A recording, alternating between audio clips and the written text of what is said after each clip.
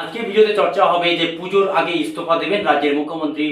এই নিয়ে কিন্তু ভিডিওতে চর্চা হবে, কিন্তু কি কারণে তিনি ইস্তফা দেবেন, কেন ইস্তফা দেওয়ার সময় এসেছে, সেই নিয়ে কিন্তু চর্চা হয়েছে ভারতীয় রাজনীতিতে। তার কারণ হচ্ছে এই মুহূর্তে আজকের পরিস্থিতিতে কিন্তু খুব ভয়ানক অবস্থা। সেটা হচ্ছে কোথায়? মণিপুর। মণিপুর প্রায় 16 মাস ধরে চলতে থাকা মণিপুরের অবস্থা অনেকটাই খারাপ। দ্য হিন্দু পত্রিকায় জুলাই মাসের 11 তারিখে একটি প্রতিবেদন বেরিয়েছে।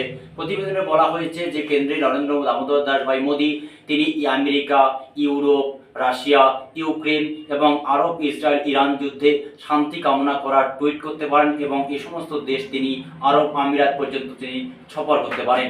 কিন্তু দেশের প্রধানমন্ত্রী নরেন্দ্র দামোদর দাস ভাই মোদী তিনি কিন্তু মণিপুর সফর করতে পারছেন না।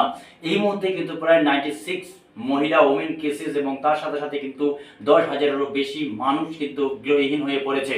একটার পর একটা তারা কিন্তু রিলিফ ক্যাম্পে আছেন। যদিও দুবার দেশের বিরোধী দলনেতা মিস্টার রাহুল গান্ধী মণিপুর সফর করেছেন এবং বারবার তিনি পার্লামেন্টে দাঁড়িয়ে বলেছেন যে কেন্দ্রে নরেন্দ্র মোদী সরকার কিন্তু আজ পর্যন্ত মণিপুরকে হয়তো দেশের অংশ মনে করে না, তাই দেশের প্রধানমন্ত্রী নরেন্দ্র দামোদর দাস ভাই মোদী সেই মণিপুর সফর কিন্তু করছেন না। গতকাল একটি প্রতিবেদনে আসে যে মণিপুরে নতুন করে কিন্তু ল অ্যান্ড অর্ডার সিচুয়েশন জারি হয়েছে। কেন এখনো মণিপুরে 356 লাগু হয়নি এবং সেখানে 155 লাগু করে সেনাবাহিনীর হাতে ক্ষমতা তুলে দেওয়া হয়েছে ঠিকই, কিন্তু সেখানে ডবল ইঞ্জিনের সরকার অর্থাৎ বীরেন সিং, ভারতীয় জনতা পার্টির সরকারে এখনো বীরেন সিং সেখানকার মণিপুরের রয়েছেন মুখ্যমন্ত্রী, কিন্তু এখন পর্যন্ত তিনি তার পদ থেকে ইস্তফা দেননি।